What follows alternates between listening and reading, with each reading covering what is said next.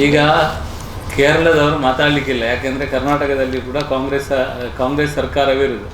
ಅವರು ಕೇರಳದವರು ನಮ್ಮ ನಮ್ಮ ಕರ್ನಾಟಕಕ್ಕೆ ಸಿಕ್ಕಿರುವಂಥ ಸೌಲಭ್ಯದ ಬಗ್ಗೆ ಅವರು ಮಾತಾಡೋದಾದರೆ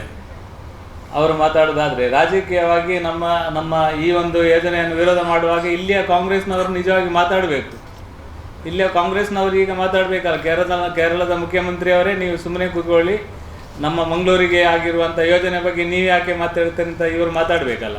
ಇವರು ಬಾಯಿ ಮುಚ್ಚಿ ಕೂತ್ಕೊಂಡದ್ದು ಯಾಕೆ? ಇವರ ಸರ್ಕಾರ ಆದರೆ ಯಾವುದೂ ಆಗ್ತದೆ, ಯಾರು ಮಾತಾಡಿದ್ರು ಏನು ಮಾತಾಡಿದರೂ ಆಗ್ತದೆ. ನಿಜವಾಗಿ ನಾನು ಹೇಳೋದು, ನಮ್ಮ ಸಂಸದರ ಮುಖಾಂತರ ನಮ್ಮ ಸರ್ಕಾರ, ಕೇಂದ್ರ ಸರ್ಕಾರ ಒಂದು ಒಳ್ಳೆಯ ಕೆಲಸವನ್ನು ಮಾಡಿದೆ. ಅದು ಆ ಸರ್ಕಾರ ಈ ಸರ್ಕಾರ, ಆ ಪಾರ್ಟಿ ಈ ಪಾರ್ಟಿ ಅಂತಲ್ಲ, ನಮ್ಮ ಜಿಲ್ಲೆಗೆ ಒಳ್ಳೆಯ ಕೆಲಸವನ್ನು ಮಾಡಿದ್ದಾರೆ. ಇಲ್ಲಿಯ ಕಾಂಗ್ರೆಸ್ನವ್ರು ಯಾಕೆ ಸುಮ್ಮನೆ ಕೂತಿದ್ದಾರೆ ಅಂತ ನನಗೆ ಅರ್ಥ ಆಗೋದಿಲ್ಲ. ನಿಜವಾಗಿ ಅವರು ನ್ಯಾಯಯುತವಾಗಿ ಸ್ವಾಗತ ಮಾಡಬೇಕಿತ್ತು. ನ್ಯಾಯಯುತವಾದ ಬೇಡಿಕೆ ಇದು, ಜನಸಾಮಾನ್ಯರ ಬೇಡಿಕೆ. ಈ ಗಳಿಗೆ ತನಕ ಅವರು ಒಂದೇ ಒಂದು ಸ್ವರ ಎತ್ತಲಿಲ್ಲ.